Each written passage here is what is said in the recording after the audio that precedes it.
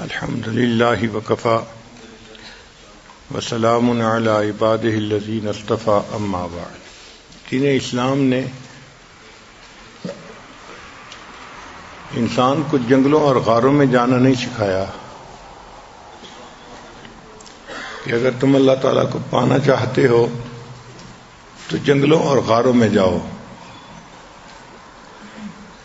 بلکہ دین اسلام نے یہ سکھایا ہے کہ اگر تم اللہ کو پانا چاہتے ہو تو انہی شہروں میں گلی کوچوں بازاروں میں رہتے ہوئے حقوق اللہ کو بھی پورا کرو اور حقوق العباد کو بھی پورا کرو، تو تم اپنے رب کو پالو گے۔ چنانچہ جو بندہ حقوق العباد پورے کرے، حقوق اللہ پورے کرے، وہ اللہ تعالیٰ کا مقبول بندہ ہوتا ہے۔ اب ازدواجی زندگی میں کئی پہلو ہوتے ہیں، خامد ہے، بیوی ہے، ساس ہے، سسر ہے،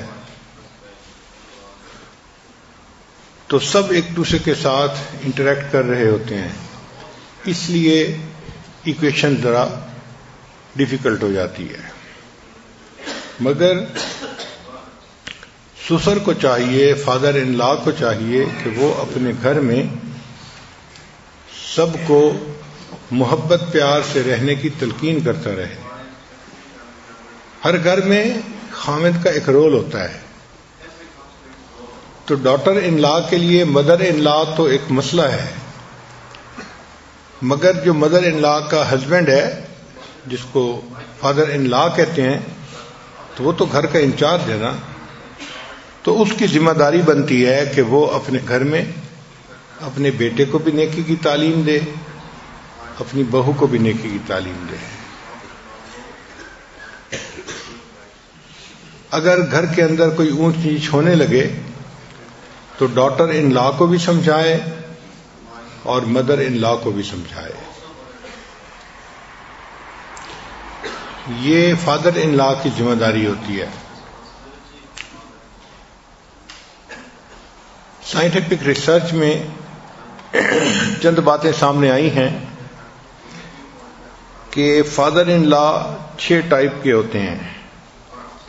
سب سے پہلی ٹائپ پیسیفائر۔ پیسیفائر کہتے ہیں بچے کی چوسنی کو۔ بچہ جب ذرا فارغ ہوتا ہے تو وہ چاہتا ہے کہ میرے منہ میں چوسنی آ جائے، تو وہ آرام سے اس کو چوستا رہتا ہے، چپ رہتا ہے۔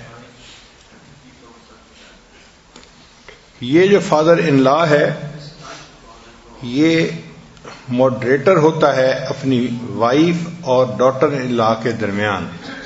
یہ بیوی کو بھی سمجھاتا ہے، بہو کو بھی سمجھاتا ہے، اور مسئلوں کو ساتھ ساتھ حل کرتا رہتا ہے۔ یہ سمجھداری کا کام کرتا ہے جو ایک مرد کو کرنا چاہیے، اور گھر کے ماحول کو اچھا رکھتا ہے۔ اس کو پیسیفائر کہتے ہیں۔ Tries to maintain harmony in family. ایک ہوتا ہے ڈکٹیٹر فادر ان لا۔ بعض مردوں کی طبیعت ایسی ہوتی ہے کہ وہ بس اپنی ہی منوانا چاہتے ہیں، چلانا چاہتے ہیں۔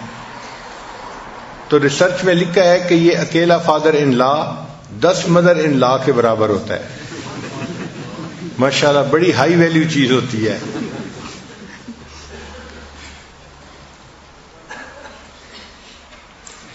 اس بندے کے اندر بہت ساری ایگو ہوتی ہے، پرائیڈ ہوتا ہے، اور یہ سمجھتا ہے کہ مرد جو ڈیسیژن کر سکتے ہیں عورتیں وہ نہیں کر سکتی، لہذا ہر کام میں دخل اندازی اس کی عادت ہو جاتی ہے۔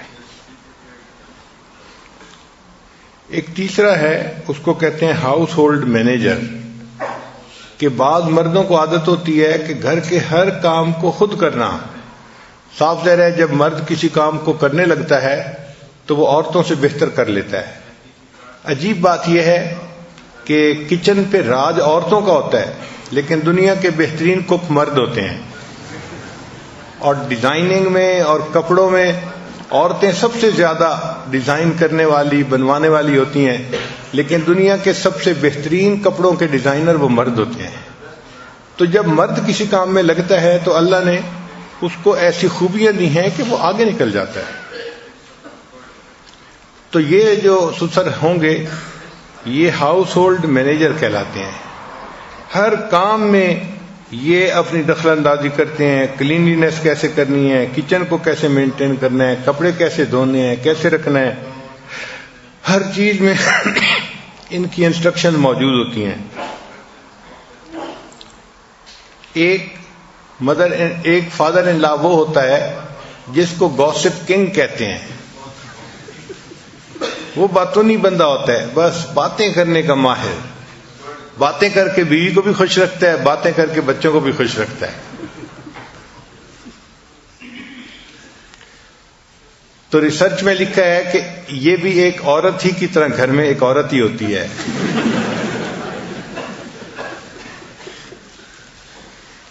اور پانچویں ٹائپ جو ہے وہ سلیو آف ہز وائف، ایسا فادر ان لا کہ جو اپنی بیوی کا ماؤتھ پیس ہوتا ہے۔ بیوی نے جو کہنا ہوتا ہے وہ خود نہیں کہتی، وہ اپنے ہسبینڈ سے کہلواتی ہے۔ چنانچہ he is mouthpiece of his wife control the string, اور اس بندے کے نزدیک اس کی وائف دنیا کی سب سے کامل اور بہترین عورت ہوتی ہے، اس کو اپنی بیوی کے اندر کوئی نقص نظر نہیں آتا۔ آگے ہے کہ how to be a good father in law, ایک اچھا فادر ان لا ہم کیسے بن سکتے ہیں۔ تو جو بھی ڈیسیژن گھر میں ہونے ہو، ایک فادر ان لا کی ذمہ داری بنتی ہے کہ اس میں ڈاٹر ان لا یا سن ان لا کو ضرور شامل کرے، تاکہ وہ بھی اپنے آپ کو پارٹ آف دی فیملی سمجھے۔ پھر ہمیشہ بی سپورٹیو، اس کا ایٹیچیوڈ ہمیشہ سپورٹیو ہی ہونا چاہیے، ہمیشہ بچوں کو سپورٹ کرنے والا ہو، ان کو مدد دینے والا ہو، اور اس کی طبیعت میں کائنڈنیس ہونی چاہیے، کیونکہ چھوٹوں کو بڑوں سے کائنڈنیس کی ضرورت ہوتی ہے، ہمدردی کی، مہربانی کی ضرورت ہوتی ہے۔ تو یہ بچوں کے اوپر مہربان ہو تو یہ ایک اچھا فادر ان لا بن سکتا ہے۔ نبی علیہ السلام کی بڑی صاحبزادی سیدہ زینب رضی اللہ تعالیٰ عنہ کا نکاح اپنے چچا کے بیٹے سے ہوا تھا، ابو العاص سے، اور اس وقت وہ مسلمان نہیں تھے جب نکاح ہوا تھا۔ کہ جب نبی علیہ السلام نے نبوت کا دعویٰ فرمایا تو اس وقت بھی ابو العاص نے اسلام لانے میں جلدی نہیں کی۔ اب اللہ کی شان دیکھیں کہ ایک ایسا موقع آیا کہ ابو العاص اپنے تجارتی سفر پہ ایک قافلے کو لے کے شام کی طرف گئے، اور جب واپس آنے لگے تو مدینہ طیبہ کے جو صحابہ کرام تھے انہوں نے ایک موقع پہ اس کو گرفتار کر لیا۔ اب وہ گرفتار ہو کے نبی علیہ السلام کی خدمت میں پہنچا دیے گئے۔ اب داماد ہے، گرفتار ہو کے پہنچے، مسلمان بھی نہیں ہے، اور بیٹی مکہ مکرمہ میں ہے ابھی، تو یہ ایک ڈیلیکیٹ سی سچویشن تھی نا۔ تو اس واقعے سے دیکھنا چاہیے کہ نبی علیہ السلام نے اس کو کتنی خوبصورتی سے ہینڈل کیا، کتنے پیارے طریقے سے ہینڈل کیا۔ آپ چاہتے تو ابو العاص کے ساتھ سختی بھی کر سکتے تھے کہ تم نے اب تک میری بات نہیں مانی، اب تم میرے قابو آ گئے ہو، کیسے نہیں مانتے، مگر نہیں، نبی علیہ السلام نے ان کے ساتھ اچھا سلوک کیا، اچھا کھانا دیا، ان کو عزت افزائی کی، اور عزت افزائی کے بعد پھر نبی علیہ السلام کے پاس نبی علیہ السلام کی بیٹی نے مکہ مکرمہ سے ایک چیز بھیجی، ایک رنگ بھیجی جو نبی علیہ السلام نے خدیجہ کبریٰ رضی اللہ تعالی عنہا کو دی تھی، اور انہوں نے شادی کے موقع پہ اپنی بیٹی کو دے دی تھی۔ جب نبی علیہ السلام نے اس کو دیکھا تو آپ کی مبارک آنکھوں میں سے آنسو آ گئے کہ یہ تو وہ چیز تھی کہ جو میں نے اپنی بیوی کو دی تھی، اور میری بیوی نے پھر اپنی بیٹی کو دے دی تھی شادی کے موقع پہ، اور میری بیٹی نے وہ چیز بھجوائی ہے اپنے خامند کو چھڑوانے کے لیے۔ اب دیکھیں سیدہ زینب رضی اللہ تعالیٰ عنہ کی بھی اس میں عظمت ہے کہ انہوں نے اپنے ہسبینڈ کا کتنا احترام رکھا کہ ان کے چھڑوانے کے لیے انہوں نے وہاں سے چیز بھیجی۔ جب نبی علیہ السلام کو ملی تو آپ صلی اللہ علیہ وسلم نے صحابہ کرام سے مشورہ کیا کہ بھئی میری بیٹی نے یہ چیز بھیجی ہے کہ ہم یہ فدیہ لے کے ان کو چھوڑ دیں، اب آپ بتائیں کیا کرنا چاہیے۔ صحابہ کرام نے عرض کیا، اے اللہ کے حبیب صلی اللہ علیہ وسلم، آپ چیز بھی واپس کر دیں اور ان کو آزاد بھی کر دیں، آپ کو اختیار ہے، آپ جو چاہیں کریں۔ چنانچہ جب نبی علیہ السلام کو اختیار مل گیا تو آپ صلی اللہ علیہ وسلم نے ابو العاص سے بات کی۔ کیا بات کی؟ اس سے یہ کہا کہ دیکھیں آپ ابھی اسلام نہیں قبول کر پائے، لیکن میری بیٹی وہ مسلمان بن چکی ہے اور وہ میرے پاس آنا چاہتی ہے، تو آپ ایسا کریں کہ میری بیٹی کو میرے پاس بھیج دیں۔ اور کوئی مطالبہ نہیں کیا، صرف اتنا مطالبہ کیا کہ بیٹی کو میرے پاس بھیج دیں۔ چنانچہ جب نبی علیہ السلام نے یہ مطالبہ کیا تو انہوں نے تسلیم کر لیا کہ ٹھیک ہے میں مکہ مکرمہ جاؤں گا اور جاتے ہی آپ کی بیٹی کو میں مدینہ بھیج دوں گا۔ چنانچہ ابو العاص رضی اللہ عنہ جو تھے وہ مکہ مکرمہ گئے اور انہوں نے جا کے اپنی بیوی کو کہا کہ میں وہاں پر وعدہ کر کے آیا ہوں تو آپ مدینہ جا سکتی ہیں۔ تو سیدہ زینب رضی اللہ تعالیٰ عنہا مدینہ آ گئیں۔ پھر کچھ عرصے کے بعد اللہ نے ان کے دل میں بات ڈالی تو یہ بھی ہجرت کر کے مدینہ آ گئے اور انہوں نے بتایا کہ اب میں نے اسلام کو قبول کر لیا ہے۔ تو دیکھیں اللہ تعالیٰ نے اپنے حبیب صلی اللہ علیہ وسلم سے کتنا احسن طریقے سے فیصلہ کروایا کہ داماد نے اسلام بھی قبول کر لیا اور اس نے بیٹی کو بھی نبی علیہ السلام کے پاس بھیج دیا۔ تو یہ سسر کو چاہیے کہ وہ ایسے معاملے میں سمجھداری کا ثبوت دے اور عقل مندی سے کام لے اور بہتر فیصلے کرے۔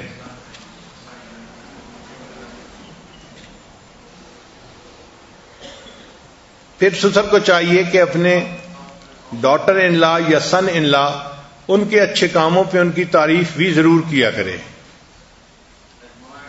لوگ غلطیوں کے اوپر کرٹیسائز تو کر دیتے ہیں، ڈانٹ ڈپٹ تو کر دیتے ہیں، لیکن اچھے کاموں پر ان کو اپریشیٹ نہیں کرتے۔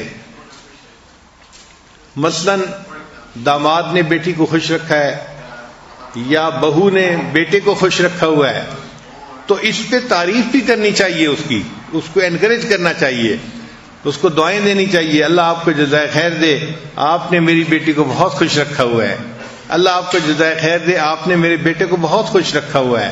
اس سے کیا ہوتا ہے کہ ڈاٹر ان لا یا سن ان لا کے دل میں محبت بڑھ جاتی ہے۔ پھر سسر کو چاہیے کہ let go of grudges and give advice appropriately, چھوٹی چھوٹی باتوں کی رنجش دل سے نکال دینی چاہیے اور ویژن زیادہ ہونا چاہیے، بڑا ہونا چاہیے، براڈ سکیل پہ دیکھنا چاہیے معاملے کو کہ گھر کے اندر ماحول اچھا رہے اور سب کے تعلقات ایک دوسرے کے ساتھ اچھے ہوں۔ پھر سسر کی یہ بھی ذمہ داری بنتی ہے کہ میک دعا بہو کے لیے اور داماد کے لیے، جس طرح اپنے بیٹوں کے لیے بچوں کے لیے دعا کرتا ہے، ذمہ داری بنتی ہے کہ وہ اپنے داماد اور اپنی بہو کے لیے بھی اسی طرح دعا کرے۔ چنانچہ نبی علیہ السلام اپنے دامادوں کے لیے بہت دعائیں کرتے تھے۔ حدیث مبارکہ میں ہے کہ شروع میں جب کچھ لوگ حضرت جا رہے تھے اور کچھ لوگ مکہ مکرمہ آ گئے، نبی علیہ السلام ہجرت کر کے مکہ مکرمہ مدینہ طیبہ تشریف لے آئے، تو نبی علیہ السلام کو حضرت عثمان غنی اور ان کی بیوی سیدہ رقیہ کے بارے میں پتہ نہیں تھا کہ وہ کہاں جا رہے ہیں۔ تو ایک عورت آئی حبشہ کی اور اس نے آ کے بتایا کہ میں نے دیکھا کہ عثمان رضی اللہ عنہ اپنی بیوی کو سواری پر لے کر جا رہے تھے۔ تو جیسے ہی نبی علیہ السلام نے سنا کہ حضرت عثمان غنی رضی اللہ عنہ اپنی بیوی سیدہ رقیہ کو لے کر جا رہے تھے تو نبی علیہ السلام نے فوراً دعا دی، اے اللہ تو ان دونوں کا مصاحب بن جا، ان کا ساتھی بن جا اور ان کے سفر میں ان کے لیے آسانیاں فرما۔ تو دعائیں دینا یہ بھی ایک اہم کام ہے، اس سے اللہ تعالیٰ دلوں کو نیکی پر جما دیتے ہیں۔ پھر گیو دیم گفٹس، وقت کے مناسب، موقع کے مناسب چھوٹے بڑے گفٹ جو ہیں وہ دینے چاہیے بچوں کو، اس سے بچوں کے دل میں محبت آتی ہے۔ ہمیشہ ہر بات میں پازیٹو سائڈ کو دیکھنا چاہیے، نیگیٹو سائڈ کو نہیں دیکھنا چاہیے۔ Be a mediator not a home breaker, تو فادر ان لا کو چاہیے کہ وہ میڈیٹر بنے، ہوم بریکر نہ بنے۔ ہم نے دیکھا ہے کہ بہت سارے گھروں میں بچی اگر بتاتی ہے کہ خاوند مجھے ٹف ٹائم دے رہا ہے، ستا رہا ہے، تو سب سے پہلے اس کا باپ ہی کہتے ہیں اچھا تجھے جانے کی کوئی ضرورت نہیں، تو گھر کو توڑ دیتے ہیں۔ یہ ذہن میں رکھیں کہ جوڑ ہمیشہ توڑ سے بہتر ہوا کرتا ہے، جوڑ ہمیشہ توڑ سے بہتر ہوا کرتا ہے۔ ہر ممکن کوشش کرنی چاہیے جوڑ پیدا کرنے کی۔ ایک مرتبہ نبی علیہ السلام سیدنا عثمان غنی لانو کے گھر تشریف لائے تو دیکھا کہ ان کی بیٹی سیدہ رقیہ رضی اللہ تعالیٰ عنہ وہ حضرت عثمان غنی رضی اللہ عنہ کا سر دھو رہی تھی، پانی ڈال رہی تھی، صابن لگا رہی تھی، تو اپنے خاوند کا سر دھو رہی تھی۔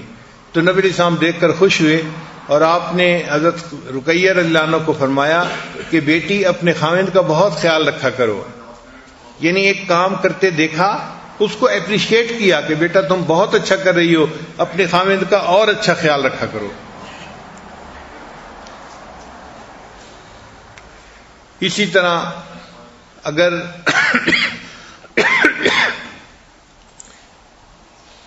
سسر کو چاہیے کہ وہ اپنی بیٹی ہی کو سمجھاتا رہے کہ وہ اپنے گھر کو بسانے کے لیے ہر ممکن کوشش کرے، پوری کوشش کرے۔ گڑبڑ کہاں ہوتی ہے کہ بیٹی کو نہیں سمجھاتے، صرف اپنے داماد کو سمجھانا چاہتے ہیں، اور جو بیٹے کے ماں باپ ہیں وہ بہو کو سمجھاتے ہیں، بیٹے کو نہیں سمجھاتے، کچھ بھی نہیں کہتے۔ بیٹا جو کر رہا ہے اس کو ڈیفینڈ کرتے رہتے ہیں، اس کی غلط باتوں کو بھی ڈیفینڈ کرتے ہیں، اور یہاں سے پھر پرابلم جو ہیں وہ شروع ہو جاتے ہیں۔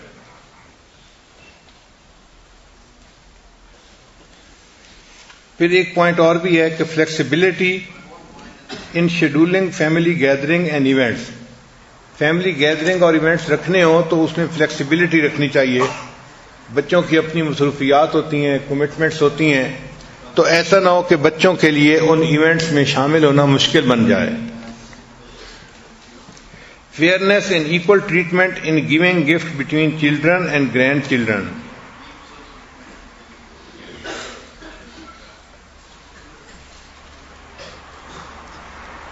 پھر ایک بہت اچھا پوائنٹ ہے کہ do not deprive son in law of the role as a problem solver and provider of the family, چونکہ فیملی کو تو جو چیز پہنچانی ہے اسی نے دینی ہے نا، وہ ذمہ دار ہے، اور ان کا پرابلم سالور بھی وہی ہے، اس کو اس سے ڈپرائیو نہیں کرنا چاہیے۔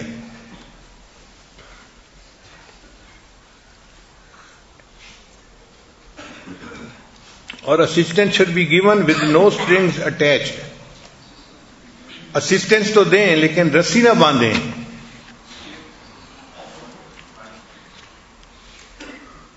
پھر cushioning the intrusive demand of mother in law,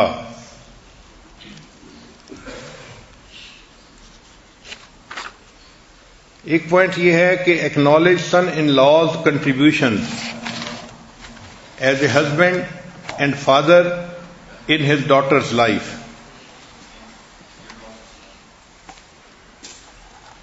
Take interest in son-in-law's work. son-in-law کا کوئی کام ہے تو father-in-law کو چاہیے کہ اس طرح انٹرسٹ لے جس طرح اپنے بیٹے کے کام میں کوئی انٹرسٹ لیتا ہے، کیونکہ اس وقت اس کو سپورٹ کی ضرورت ہوتی ہے تو اس کو سپورٹ کرنا چاہیے۔ ایک ایسا بھی موقع آیا تھا کہ حضرت علی رضی اللہ تعالیٰ عنہ کی طرف پرپوزل آئی تھی ابو جہل کی بیٹی کی۔ اب وہ رشتہ دار بھی تھا، چچا تھا، تو گویا وہ فرسٹ کزن تھی، شکل صورت کی بھی اچھی تھی اور عزت والی فیملی تھی قریش کے اندر۔ تو حضرت علی لانو کے پاس ان کی پرپوزل آ گئی، تو حضرت علی لانو نے اس پر سوچنا شروع کر دیا کہ کیا میں دوسری شادی کر لوں۔ جب نبی علیہ السلام کو پتہ چلا تو اللہ کے حبیب صلی اللہ علیہ وسلم نے ان کو منع کر دیا کہ نہیں، تم دوسری شادی نہیں کر سکتے۔ اب یہاں کیا نکتہ ہے کہ شریعت تو اجازت دیتی ہے کہ نبی علیہ السلام نے کیوں منع کیا ان کو؟ تو علماء نے اس کی وجہ لکھی ہے کہ جب سوکن آتی ہے نا تو وہ ایک دوسرے کو ان کے والدین کے تانے دیتی ہے۔ اگر کوئی سوکن آ جاتی اور وہ سیدہ فاطمہ رضی اللہ عنہا کو والدین کے تانے دیتی تو وہ تانا نبی علیہ السلام تک پہنچتا. اس لیے نبی علیہ السلام نے منع ہی فرما دیا کہ تم فاطمہ کے ہوتے ہوئے دوسری شادی نہیں کر سکتے. چنانچہ جب نبی علیہ السلام نے سمجھایا تو حضرت علی رضی اللہ عنہ نے اس ارادے کو ترک کر دیا. جتنی کوششیں کرنی چاہیے اتنی زیادہ دعائیں بھی کرنی چاہیے، کیونکہ حدیث پاک میں آتا ہے کہ انسان کسی بھی مشکل سے حل کے لیے جو اسباب اختیار کرتا ہے ان میں سب سے بہتر سبب دعا ہوتی ہے. جتنے اسباب انسان اختیار کرتا ہے ان میں سب سے بہتر سبب دعا ہوتی ہے. تو فادر ان لا چونکہ بڑا ہوتا ہے تو اس کو چاہیے کہ وہ دعا بھی کرتا رہے کہ اللہ تعالیٰ بیٹے اور بہو کے درمیان محبت رکھے، بیٹی اور داماد کے درمیان محبت رکھے. انشاءاللہ اللہ تعالیٰ ان دعاؤں کو رد نہیں فرماتے. بڑوں کی دعائیں ہمیشہ کام آیا کرتی ہیں.